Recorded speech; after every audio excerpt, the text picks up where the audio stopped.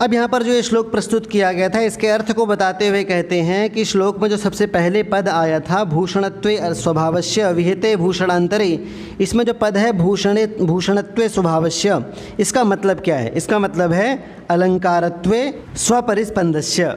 ठीक है, मतलब अपने ही स्वभाव को अपना आभूषण बना लेने पर, ठीक है, अपने ही परिस्पंद को, अपने ही अंदर स्थित धर्म को, अपने ही स्वभाव को अपना अलंकार, ठीक है, स्वीकार कर लेने पर, जब भूषणांतरम अलंकारांतरम, ठीक है, भूषणांतरम अर्थात अलंकारांतरम, किसी अन्य अलंकार को किसी दूसरे अलंकार का विधान वहाँ पर किया जाएगा।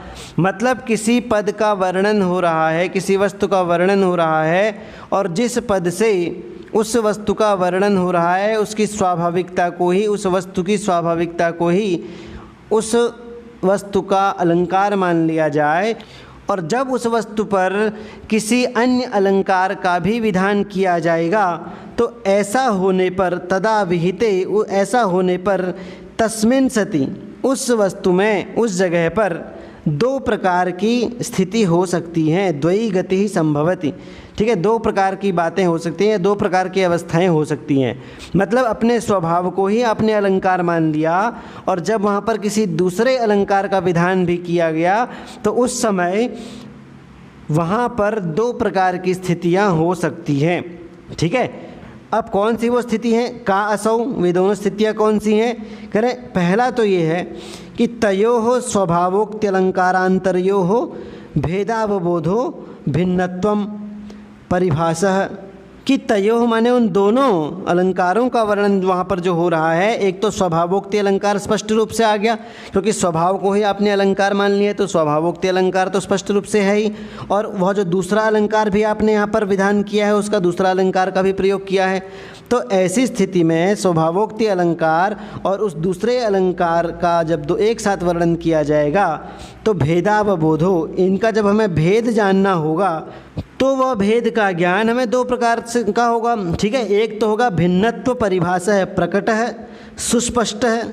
ठीक है, मतलब एक तो भिन्न रूप से उनकी प्रतीति जो होती है स्वभावोक्ति अलंकार की, और दूसरे अलंकार की भिन्न रूप में प्रतीति जब होगी तो कभी तो प्रकट रूप में होगी, स्पष्ट रूप से दिखाई देगी, या तो ये हो सकता है कि दोनों ही अलंकार जो हैं इनमें जो हमें भेद पता करना है, इनमें भेद का ज्ञान हमें साफ साफ पता चल रहा है। ठीक है, या तो ये स्थिति हो सकती है, या फिर कदाचित अप्रकटश्च अपरिस्फुटिवेति, या फिर वह जो उन दोनों में भेद प्रतीति होगी या वो अपरिस्पष्ट होगी, ठीक है, अस्पष्ट होगी, ठीक है, अप्रकट होगी, यही स्थिति तो हो सकती है। या तो वो स्पष्ट भेद प्रतीति हो रही होगी दोनों अलंकारों में, या फिर अस्पष्ट प्रतीति हो रही होगी। और यदि वह प्रतीति स्पष्ट प्रतीत हो रही होगी तदा स्पष्टे प्रकटे तस्मिन्, यदि वह स्वभावोक्ति अलंकार और जो दूसरा अलंकार प्रयोग किया है उनमें भेद की प्रतीति स्पष्ट रूप से यदि दिखाई दे रही होगी तो तस्मिन् सर्वत्र सर्वस्मिन् कवि विषये संसृष्टि एवं अलंकार कृति ही प्राप्नोति, तो उस पूरी जगह पर, ठीक है, कवि के द्वारा प्रतिपादित उस पूरी जगह पर क्या बन जाएगा? संसृष्टि नाम के अलंकार की प्राप्ति होने लगेगी। ठीक है, क्योंकि जहाँ पर बिना किसी अपेक्षा के परस्पर दो अलंकारों की दशा जब होती है, ठीक है, तो वहाँ पर संसृष्टि अलंकार होता है। मिथोनपेक्ष ये तेषाम स्थिति संसृष्टि रुच्यते, ये जो है संसृष्टि का लक्षण है। अब यहाँ पर दोनों बिना किसी अपेक्षा के दोनों जो है वहाँ पर आ गए हैं, क्योंकि दोनों ही शोभा को बढ़ा रहे हैं। तो यहाँ पर स्पष्ट रूप से यदि इनकी प्रतीति हो रही है, ठीक है, अलग अलग भिन्न भिन्न प्रतीति हो रही है, तो यहाँ पर संसृष्टि अलंकार होगा। ठीक है, और यदि अस्पष्टे तस्मिन् अप्रकटे सर्वत्र एक एक है, अब यदि वहाँ पर उनकी प्रतीति स्पष्ट रूप से नहीं हो रही होगी, अस्पष्ट हो रही होगी, अप्रकट रूप में हो रही होगी, तो उस पूरी जगह पर संकरो अलंकार है प्राप्नोति, संकर अलंकार हो जाएगा। क्योंकि संकर अलंकार वहाँ पर होता है जहाँ पर दो या दो से अधिक अलंकार एक साथ आ गए हों और इस तरह मिले हों कि नीरक्षीर की तरह, दूध में पानी की तरह मिले हों, पता ही नहीं चल रहा हो।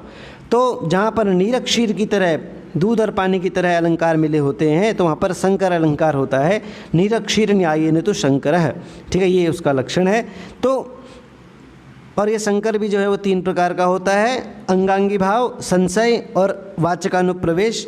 तो अलंकारों की अस्पष्टता जब होगी तो इन तीनों भेदों में से संकर का कोई भी भेद यहाँ पर हो सकता है, लेकिन संकर अलंकार वहाँ पर होगा।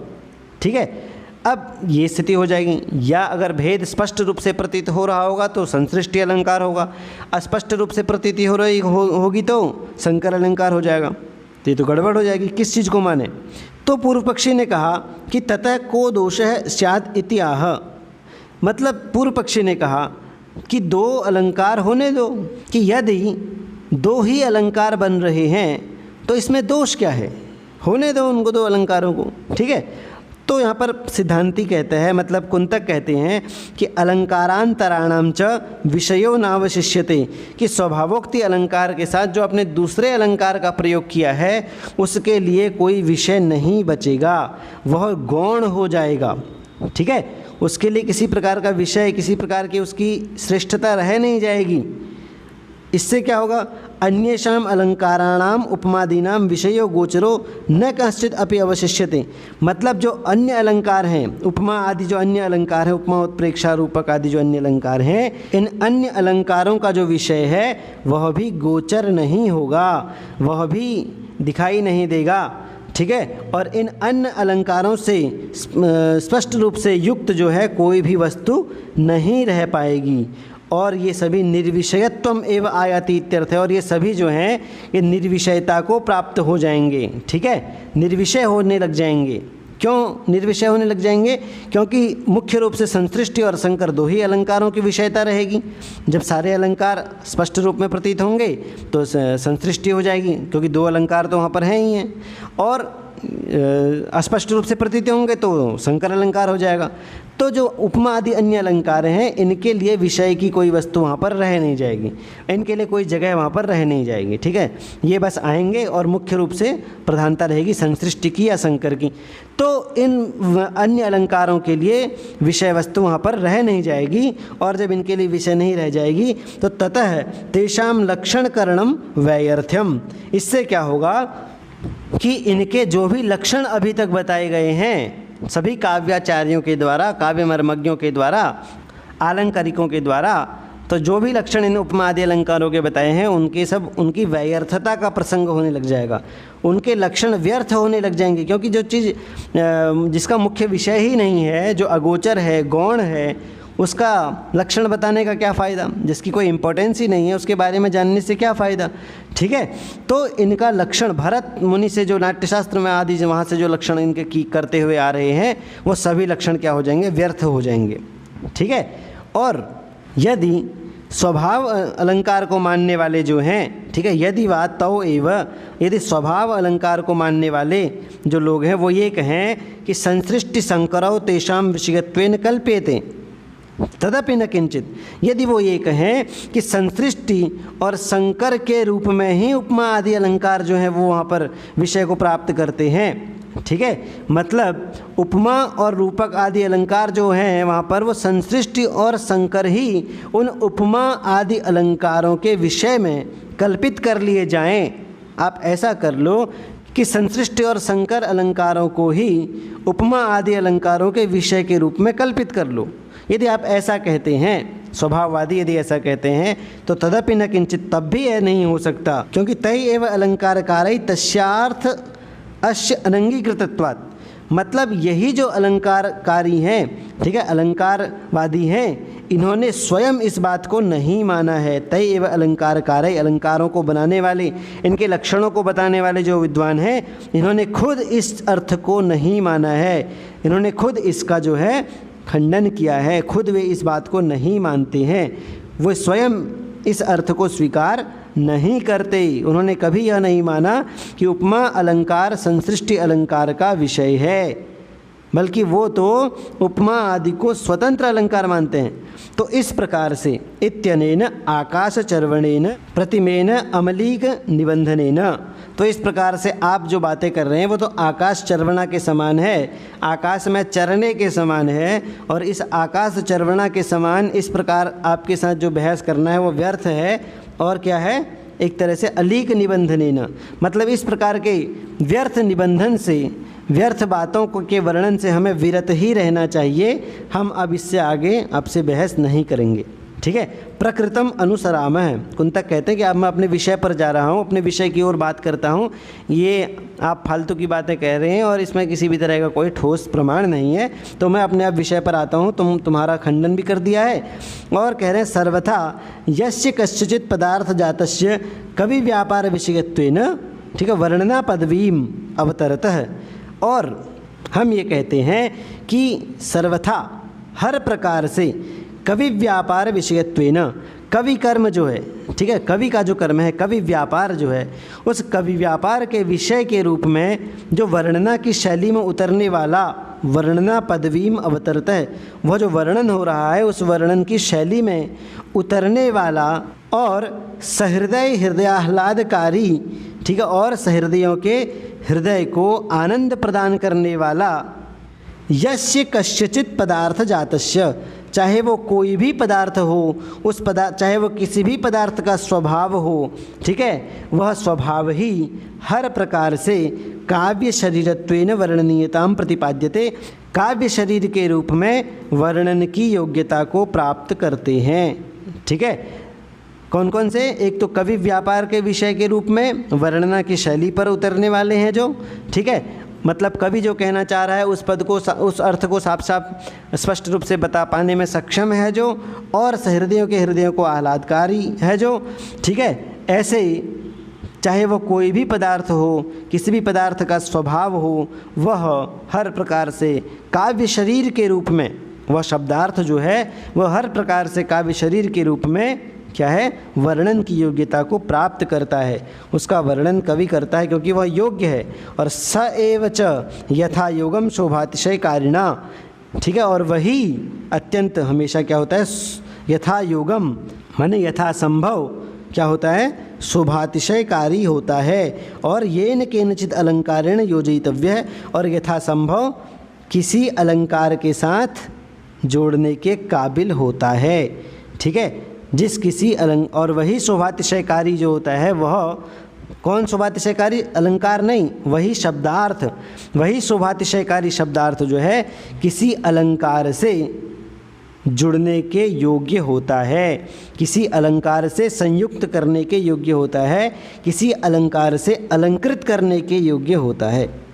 और इसीलिए हमने पहले ही इस बात को कह दिया था, अर्थ है सहृदय आह्लादकारी स्वस्पंद सुंदर है और उभाविता अलंकार। ये जो दो श्लोक हमने भी पहले प्रस्तुत किए, इन श्लोकों के माध्यम से पहले ही हमने इस बात को अपनी रख दिया था, ठीक है। अब आगे कहते हैं कि भाई यहाँ तक हमने क्या किया, एवं शब्दार्थयो पारमार्थिकम अभिधाय, यहाँ तक हमने शब्द और अर्थ का परम अर्थ, वास्तविक अर्थ जो था, वास्तविक स्वरूप जो था, उसको हमने बताया, ठीक है। शब्दार्थौ, ठीक है, वो जो हमने लक्षण दिया था उस लक्षण में से शब्दार्थौ ये जो पद है, इस पद के बारे में यहाँ पर हमने अच्छी तरह से इसके स्वरूप को बताया, शब्द और अर्थ दोनों के स्वरूप को बताया। और काव्य लक्षण वाक्य पदम एकम व्याख्यातम, इस प्रकार से हमने काव्य के लक्षण में आए हुए एक पद की व्याख्या यहाँ तक हमने की, एक शब्द की व्याख्या अभी तक यहाँ हमने की, ठीक है। अब इसके बाद तुरंत इसके बाद एक शब्द और आया था, शब्दार्थौ सहितौ, तो इदानीम सहितौ, ठीक है, ये जो पद है इसकी व्याख्या करने के लिए साहित्यम एतयोः पर्यालोच्यते।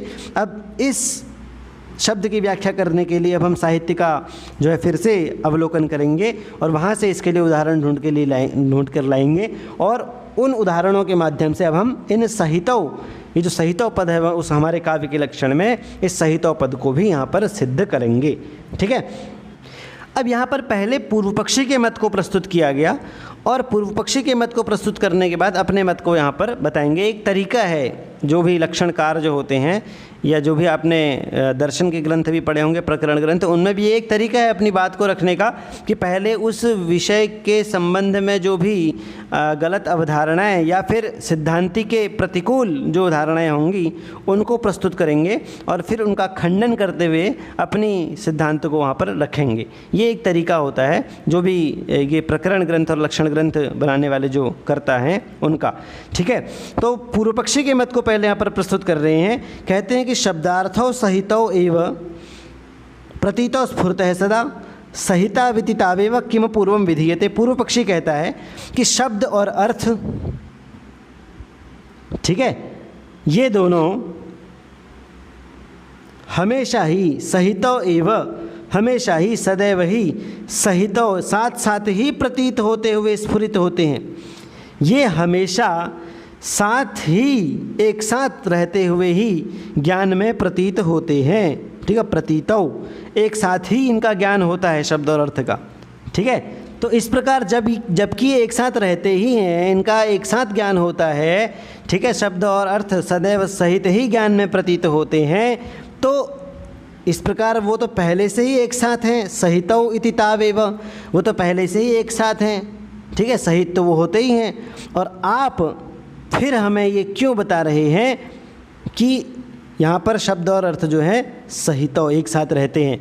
मतलब किम पूर्वम विधीयते, मतलब यदि शब्द और अर्थ पहले से एक साथ रहते ही हैं तो यहाँ पर आप सहितौ कह करके क्या नई चीज़ बता रहे हैं? किम अपूर्वम विधीयते, कौन सी नई बात आप बता रहे हैं? किस अपूर्व की बात आप कर रहे हैं? किस नई चीज़ का निर्माण आप कर रहे हैं?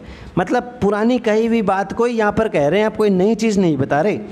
ठीक है, इसका अर्थ ये है कि शब्दार्थ अभिधान अभिधेय, शब्दार्थ है, अभिधान अभिधेय है, एक ही चीज़ें सारे हैं ना। शब्द माने अभिधान और अर्थ अभिधेय। ठीक है, सहितौ, सहितौ का मतलब है अवियुक्त, बिना किसी से दूर रहे। ठीक है, एक साथ रहना, सहित और अवियुक्त एक साथ। ठीक है, सदा, सदा माने सर्वकालम, हमेशा एक साथ। ये श्लोक में जो पद है इनके अर्थ बता रहे हैं। ठीक है, शब्दार्थो अर्थात अभिधान अभिधेयौ, सहितौ अर्थात अवियुक्त, सदा माने सर्वकालम हमेशा, प्रतीतौ माने प्रतीतौ स्फुरतः माने ज्ञाने अवभासेते। ठीक है, प्रतीत होते हैं हमेशा, ज्ञान में हमेशा प्रकाशित होते हैं, एक साथ प्रकाशित होते हैं। ठीक है, स्फुरित होते हैं। तो इसीलिए जबकि वो शब्द और अर्थ हमेशा ज्ञान में एक साथ प्रतीत होते हैं, एक साथ अवभासित होते हैं, तो ततः तौ एव सहितौ अवियुक्तौ विति किम अपूर्वम विधीयते न किंचित भूतम निष्पाद्यते। तो यहाँ पर तौ तावे, वे दोनों एक साथ ही रहते हैं, अलग अलग नहीं रहते हैं। तो ऐसा बताकर आपने कौन सी नई चीज़ बता दी? किम अपूर्वम विधीयते, आपने किस नई चीज़ का निर्माण किया? न किंचित भूतम निष्पाद्यते, मतलब कि आपने किसी भी नई चीज़ का निर्माण नहीं किया, किसी नई ज्ञान के बारे में नहीं बताया। पुरानी बात को कहने से ही यहाँ पर आपने बता दिया सिद्धम साध्यत, सिद्ध हुई वस्तु को ही आपने अपना साध्य बना दिया। सिद्ध हुई वस्तु को ही यहाँ पर आप फिर से अपने वचनों के द्वारा सिद्ध करने का प्रयास कर रहे हैं। ठीक है, सिद्ध हुई वस्तु को ही दोबारा आपने यहाँ पर प्रस्तुत कर दिया। तदेव शब्दार्थयोः निसर्ग सिद्धम साहित्यम, और यह बात तो पहले से ही सिद्ध है, सबको ही पता है कि शब्द और अर्थ का साहित्य एक साथ होता है। ठीक है, शब्द और अर्थ के एक साथ होने को ही साहित्य कहते हैं, ये तो सबको पता है। ठीक है, साहित्य माने साथ साथ रहना। और आपके ऐसा कहने के बाद कह सचेता पुनः तद अभिधानेन निष्प्रयोजनम आत्मानम आयासयति, आपके ऐसा कहने के बाद कह सचेता, कौन सचेत होगा, कौन बुद्धिमान होगा जो मात्र आपके कह देने से पुनः तद अभिधानेन, उस अभिधान से, मतलब कि जो सिद्ध हुई बात को ही आप दोबारा कह रहे हैं, और इस बात को सुनकर कौन सा विद्वान ऐसा होगा जो पुरानी बात को दोबारा कहने पर फिर से अपने आप को परेशान करेगा। निष्प्रयोजनम आत्मानम आयासयति, बिना कारण ही अपने आप को पीड़ित करेगा। तो असल में वो कौन सा ऐसा कोई मूर्ख ही होगा जो आपके कहने पर दोबारा इस बात पर चर्चा करेगा कि जो है शब्द और अर्थ जो हैं साथ साथ रहते हैं। आप तो सही तो बेकार में यहाँ पर लगा दिया। तो अब इस बात का खंडन करते हुए यहाँ पर कुंतक कहते हैं कि सत्यम एतत्, आप जो कह रहे हैं वो बिल्कुल सत्य है, बिल्कुल ठीक बात आप कह रहे हैं, लेकिन किंतु न वाच्यवाचक लक्षण शाश्वत संबंध निबंधनम वस्तुतः साहित्यम उच्यते, कि जिस साहित्य की बात आप कर रहे हैं कि साहित्य जो है वह शब्द और अर्थ का एक साथ मिलना ही है, और शब्द और अर्थ के मिलने से ही साहित्य बनता है, हम नई चीज़ नहीं बता रहे हैं। ये जो आप कह रहे हैं तो आप कह तो सही रहे हैं, लेकिन आप अर्ध सत्य कह रहे हैं, पूरा सत्य नहीं कह रहे हैं। ठीक है, क्योंकि वाच्यवाचक माने अर्थ, वाच्य माने अर्थ, वाचक माने शब्द, इनका एक साथ होना शाश्वत संबंध है निबंधनम, इनका एक साथ होना, एक साथ इनका निबद्ध होना वस्तुतः साहित्यम न उच्यते। वास्तविक रूप में, पूर्ण रूप में इसे साहित्य नहीं कहा जाता। और यदि आपके कहने के अनुसार हम यह मान भी लें, ठीक है, कि शब्द और अर्थ जहाँ पर होते हैं वहाँ पर साहित्य कह देते हैं, और यदि हम इसको मान भी लें तो इससे बहुत बड़ी आपत्ति आ जाएगी। और आपत्ति ये होगी कि यस्मात् एतस्मिन् साहित्य शब्देन अभिधीयते कष्ट कल्पनो अपरिचितानि। यदि आपके कहने के अनुसार शब्द और अर्थ का शाश्वत संबंध यदि हम साहित्य मान लें, आपके कहे के अनुसार यदि हम ऐसा मान लें, तो इससे क्या होगा, कष्ट कल्पना उपरचितानि, कष्ट कल्पना से, बड़ी कठिनाई से जिन क्लिष्ट कल्पनाएं जो है जिनको पढ़ा जाता है, बड़ी कठिनाई से जिनको पढ़ा जाता है, ऐसी रचनाएं भी क्या हो जाएंगी, साहित्य शब्द से कही जाने लगेंगी। जैसे कि पाणिनि के ग्रंथ जो हैं, सूत्र ग्रंथ जो हैं, गांगकुटादि, पाणिनि का एक सूत्र है गांगकुटादिभ्यो णेनगित, ठीक है, पहले अध्याय का दूसरे पाद का पहला सूत्र यह है। और यदि हम किसी भी शब्द और अर्थ को साहित्य मानने लग जाएंगे, शब्द और अर्थ के संबंध को साहित्य मानने लग जाएंगे, तो इससे कोई भी क्लिष्ट रचना जो है वह भी साहित्य कही जाने लगेगी। और गांगकुटादि वाक्यानि और असंबद्धानि च शाकटिकादि वाक्यानि, जो गाड़ीवान होते हैं, गाड़ी चलाने वाले लोग होते हैं, उनके जो असंबद्ध प्रलाप होते हैं, बिना किसी मतलब के कुछ भी बोलते और गाते चले जाते हैं, उनको भी, उन वाक्यों में भी सर्वाणि साहित्य शब्देन अभिधीयेरन्, उन वाक्यों को भी साहित्य कहा जाने लगेगा। और इससे क्या होगा, तेन पदवाक्य प्रमाण व्यतिरिक्तम किमपि तत्वांतरम साहित्यम इति विभागो न स्यात्। ठीक है, इससे क्या होगा कि जो पद को मानते हैं व्याकरण वाले, ठीक है, वाक्य को मानते हैं जो मीमांसक, ठीक है, वाक्य विधि वाक्यों को ही वो प्रमाण मानते हैं, सब कुछ वो विधि वाक्यों पर ही आधारित उनका शास्त्र है, और प्रमाण को जो मानते हैं न्याय वाले, तो इन पद वाक्य और प्रमाण आदि के अतिरिक्त, इनसे भिन्न कोई विशेष प्रकार का, ठीक है, कोई अलौकिक तत्व ही साहित्य है, इस प्रकार का विभाग नहीं बन पाएगा। यदि हम आपकी बात को मान लेंगे तो एक अलौकिक तत्व जो कि वास्तविक साहित्य है, जो कि आह्लादकारी है, ठीक है, सहृदय हृदय आह्लादकारी है, उसमें, और ये पद वाक्य मतलब व्याकरण में, मीमांसा ग्रंथों में, न्याय ग्रंथों में, इनमें किसी भी प्रकार का कोई अंतर नहीं रह पाएगा, विभाग हम नहीं कर पाएंगे। ठीक है, तो इसीलिए आपका कहना जो है वो गलत है। अब पूर्व पक्षी फिर से कहता है कि ननु च पदादि व्यतिरिक्तम यत् किमपि साहित्य